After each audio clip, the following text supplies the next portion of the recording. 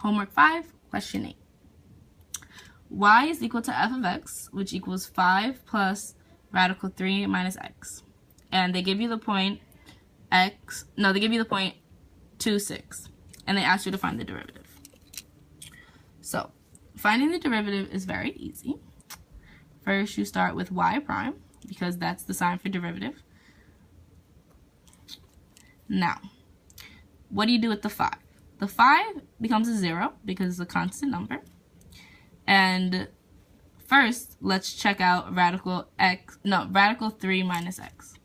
So radical 3 minus x can be converted into 3 minus x to the 1/2 because they're basically saying the same thing. So now it's easier to find out what the derivative is. So you do the power rule and you see that you put the exponent to the beginning and then you subtract 1 from that. And that gives you 1/2. Oh, you also keep 3 minus x in the bubble. And then 1/2 minus 1 is negative 1/2. So now you only look at this part, which is the derivative. And now you want to simplify it. So y prime equals 1/2 times, when something is put to the negative exponent, that means you put it over 1. And you get rid of the negative sign. So it's 1 over 3 minus x to the 1/2. Now you can also simplify that more by saying 1 over 2 radical 3 minus x. Because anything to the 1/2 becomes a radical. And now it looks better, and this is the derivative of the function they gave you.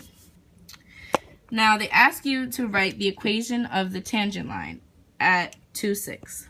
So now that you have y prime, this also equals the slope of the function, which is m. And to write an equation of the tangent line, it's y minus y1 equals slope, which is m, x minus x1.